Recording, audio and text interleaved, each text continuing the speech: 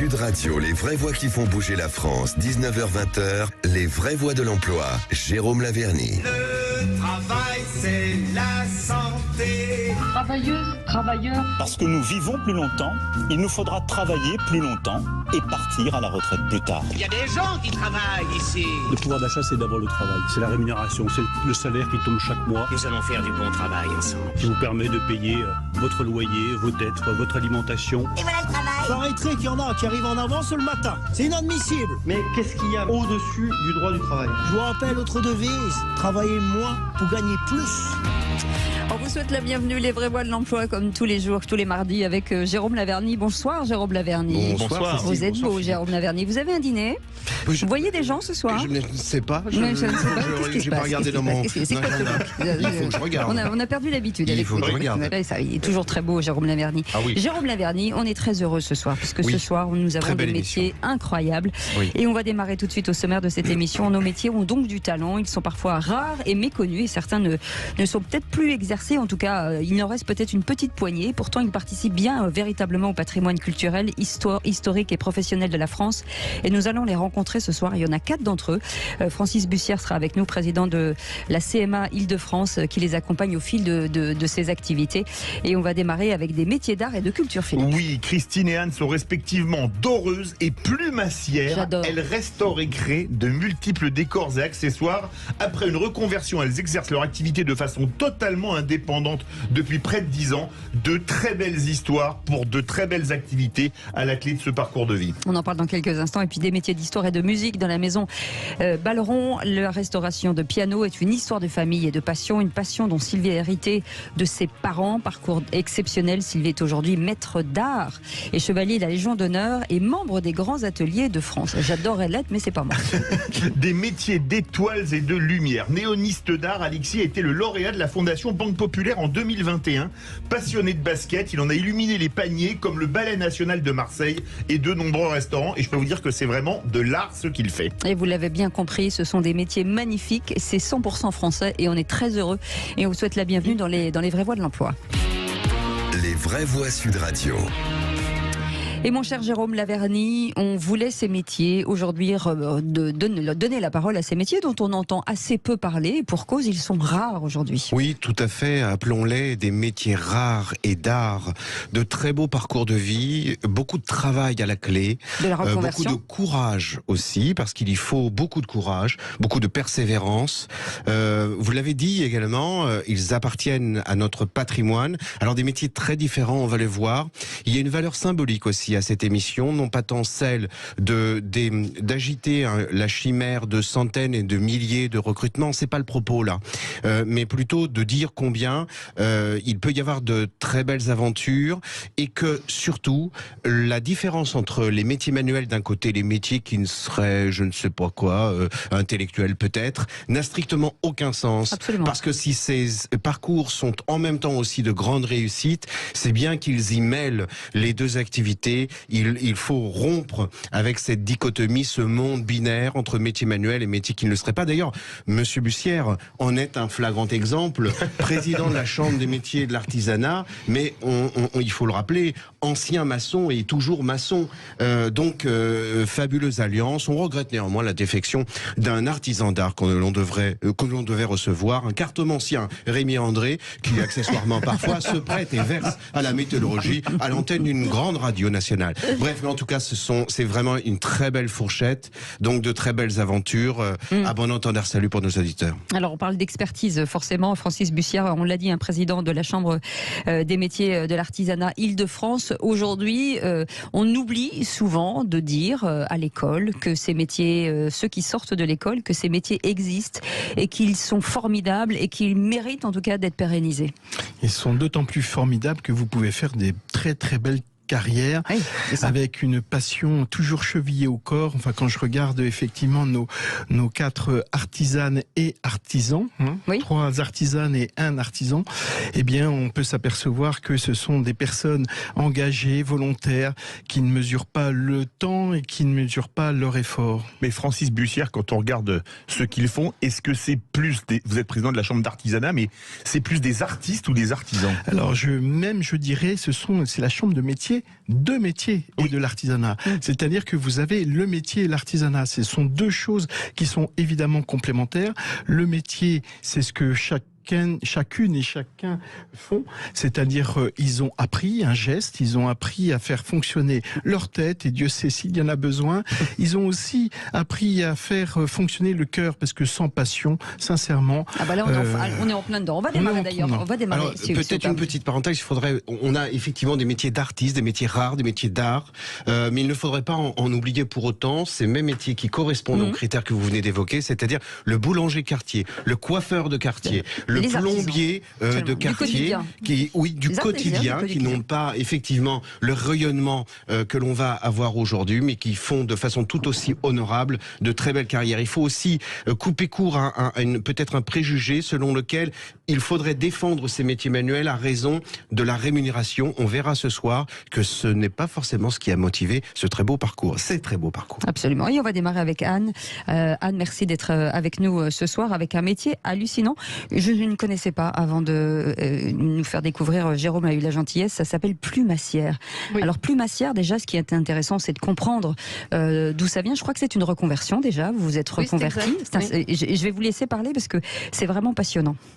Eh bien, j'ai effectivement eu une première vie. J'ai eu une première vie. J'étais en l'occurrence, pour tout dire, responsable des ressources humaines, plutôt dans des grandes entreprises. Et néanmoins, j'avais une vocation artistique depuis que j'étais toute petite. Et il fallait qu'elle s'exprime un jour. Et la quarantaine, il y a le fameux cap de la quarantaine. La quarantaine venue, j'ai engagé une grande réflexion. Et finalement, effectivement, j'ai passé le cap. Et on passe le cap. C'est quoi cet apaisant? Alors déjà, expliquez-nous ce qu'est le terme plumassière. Alors, c'est quel métier? Alors, plumassier ou plumassière, il s'agit d'exercer le métier de la plumasserie, qui en l'occurrence, c'est le travail des plumes. C'est un travail qui est très ancien, un métier très très ancien, dont les premières origines remontent au Moyen-Âge de manière connue, mais probablement dès la préhistoire. Je pense que l'être humain se parait déjà de plumes. Donc on retrouve ce métier aussi bien dans la bijouterie, dans la haute couture, dans les cabarets parisiens. Ça fait vraiment partie du patrimoine français, mais également dans la décoration, dans le design. Mais comment vous avez eu la vocation, après une soirée au Moulin Rouge, comment ça s'est fait? Parce que passer de la RH des grands groupes à plumassière, c'est extraordinaire quand même. Oui, pas tout à fait. Au Moulin Rouge, pas le rouge tout court. C'est ça. J'aurais adoré, mais c'est pas ça l'histoire. Non, en fait, depuis que je suis haute comme trois pommes, je collectais dans la nature les plumes avec ma mère, qui a toujours été passionnée par l'observation des oiseaux. Donc elle a toujours observé que les jumelles, les oiseaux à la campagne où on vivait, et on collectait les plumes. Donc j'avais toute une collection depuis que j'étais petite, vraiment petite. Et je la transportais avec moi tout au long de ma vie sans trop savoir ce que j'allais en faire. Mais néanmoins, j'étais toujours manuelle déjà. Je créais avec mes 10 doigts. J'ai essayé plein de choses, plein de techniques. Mais ça veut dire que vous avez une boutique, ou alors vous travaillez dans un atelier, et vous travaillez pour des grandes maisons aussi ou... Non, je suis vraiment indépendante. J'ai créé ma propre marque qui s'appelle Anna Gold. Il y a 10 ans tout juste. Je fête l'anniversaire ce mois-ci. Et bon anniversaire. Merci. Merci beaucoup. Et je dispose d'une boutique atelier. Je suis installée à Puteaux, au pied de la Défense. D'accord. Est-ce que c'est un métier, on parlait de rareté de métiers, vous êtes combien aujourd'hui en France? Quand j'ai démarré il y a 10 ans, je pense qu'on était vraiment dans le métier de la plumasserie à peine une dizaine. Aujourd'hui, il y a un vrai regain. Je constate un vrai regain d'intérêt de la part du grand public et des personnes qui ont envie de se diriger vers les métiers d'art, que ce soit des jeunes ou des personnes en recherche de reconversion.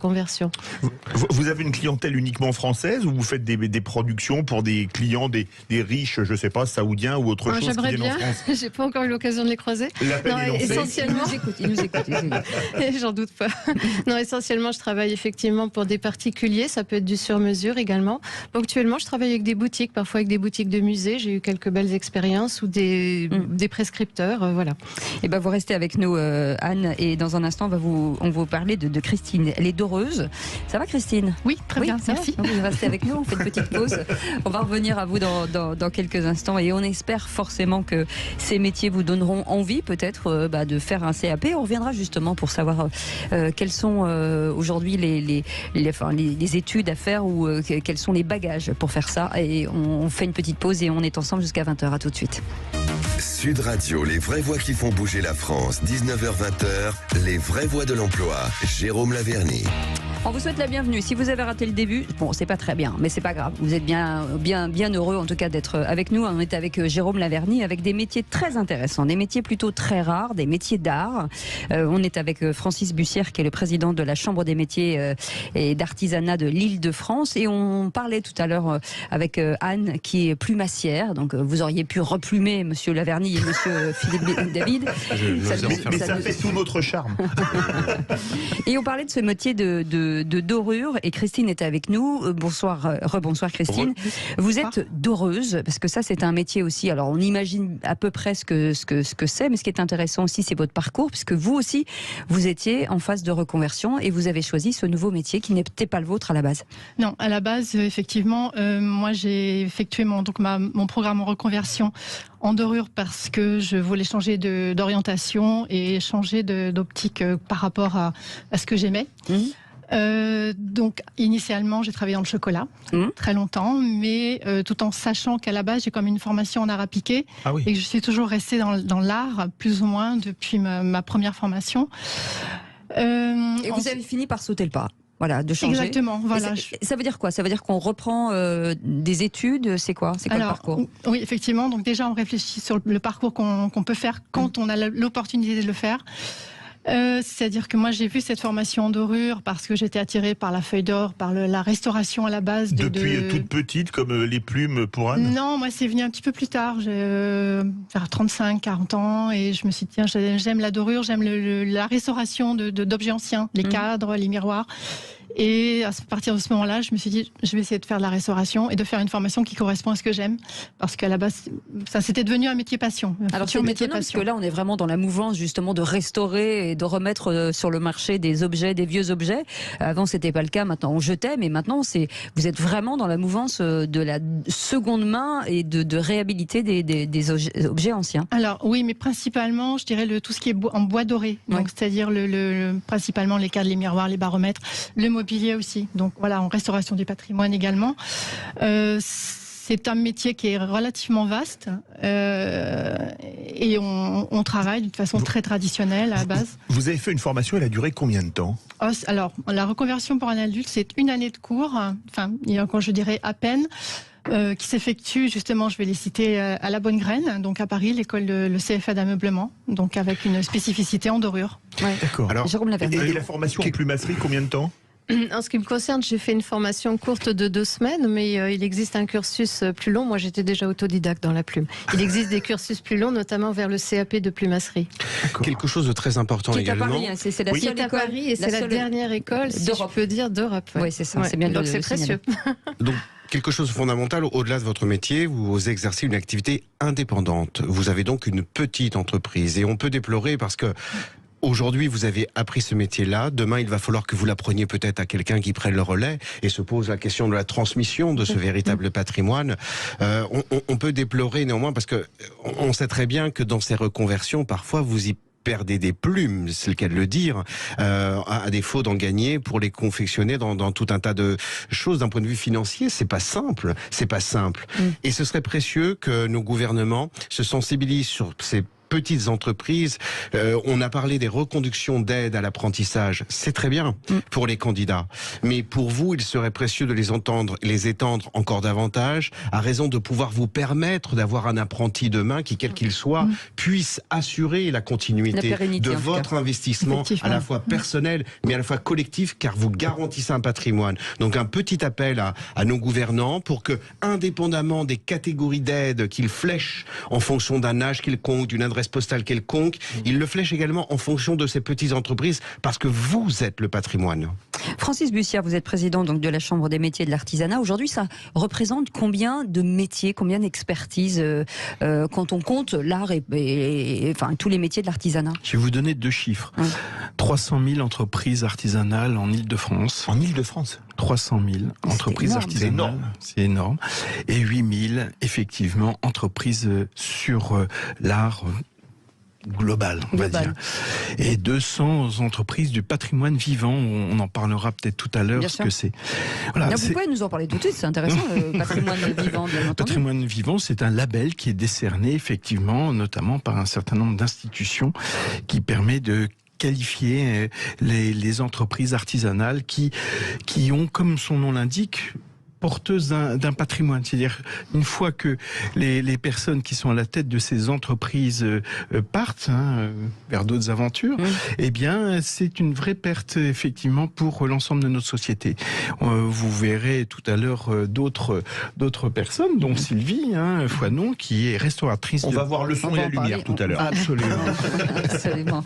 Est-ce que, finalement, ils sont suffisamment mis en lumière, ces métiers, ces différents métiers? Parce que, finalement, là, on voit 2 cas de reconversion. C'est quand même assez dingue de se dire que ce sont des métiers qui ont quand même des débouchés, puisqu'elles travaillent et qu'elles ont une entreprise et donc qu'elles ont des clients. Il y a des débouchés quand même sur ces métiers. Alors, il y a des débouchés, mais elles vous disent pas l'envers du décor quand même. C'est les fins de mois difficiles, le loyer à payer d'un atelier, etc., etc., etc. C'est-à-dire que, en plus d'être sur des métiers rares, les clients ne sont pas quand même légion. C'est-à-dire qu'il n'y a pas la queue, à moins que je dise des bêtises, mais il n'y a pas la queue devant leur atelier comme il pourrait y avoir devant une boulangerie. Oui, mais faut-il encore les connaître, ces métiers? Parce que moi, j'ai découvert le métier de plumassière. Je ne savais même pas que ça existait. Donc c'est ça aussi, c'est la communication qui est importante. Tout à fait. Et ça, c'est le rôle de la chambre de métier des clients, et de l'artisanat. Alors vous engagez cette même semaine, à partir du 2 juin, une semaine importante de l'artisanat, où précisément un des objectifs, c'est de communiquer sur ces métiers et les promouvoir. Merci Jérôme. Effectivement, je vais vous renvoyer au site internet. Ah non, d'accord. Je ne suis pas l'employeur de Sud Radio. Je me permettrai pas. Je suis pas un magnat de la presse. Donc, si vous voulez, tout va bien. Non, mais je vais vous renvoyer effectivement de façon factuelle sur le site internet de la Chambre de métier, cma-idf.fr, où vous verrez la semaine de l'artisanat avec les différents événements. Il y a notamment le salon du Beauregard qui se trouve dans l'Essonne, au 91, dans le 91, dans lequel il y a beaucoup d'ateliers et de métiers d'art qui seront présentés. Cette opération se reproduit dans d'autres régions également. Cette opération se reproduit effectivement dans toutes les régions de France à l'initiative de notre tête de réseau CMA France. Anne et Christine, vous avez finalement vécu votre passion en reconversion après 40 ans. Aucun regret, ce serait à refaire, vous le referiez? Ah non, mais strictement aucun. Je suis plus qu'heureuse tous les jours de ma vie actuellement. J'ai peur que vous me rentriez dans les plumes en disant ça. Vous volez dans les plumes. Et Christine? Oui, moi c'est la même chose. J'ai fait réellement le bon choix. Le fait d'être autonome, de ne pas avoir de contraintes d'horaire, déjà on n'a pas un patron qui nous presse. Et puis c'est du travail plaisir, c'est ça. C'est du travail plaisir, passion. Et passion, ouais. Voilà. Et vos clients sont passionnés aussi. Christine, vous êtes où vous êtes Je suis à Suresnes. Voilà, ça s'appelle comment? Ça s'appelle la Galerie La Verrière. Et mon atelier à Venay. On le mettra sur notre compte Twitter, comme ça on vous fera un petit peu de pub. Et puis Anne, vous? Donc ma marque s'appelle Anna Gold et elle est située, ma boutique atelier est située dans la cité artisanale de Puteaux. Mais vous avez des sites internet, on peut faire appel à vous, on peut vous envoyer des objets, on peut vous commander. Exactement. Ne bougez pas, on va revenir dans quelques instants, on va parler d'autres métiers, des métiers d'excellence aussi qu'on aime beaucoup. Vous restez avec nous, cher monsieur. Bah oui, non mais on vous garde aussi, vous restez aussi avec nous quelque part, mais on va permuter. On va voir si on peut rajouter des micros. Restez avec nous. On fait une petite pause et on revient dans un instant. On est ensemble avec Philippe David et Jérôme Laverny et nos invités jusqu'à 20h. À tout de suite.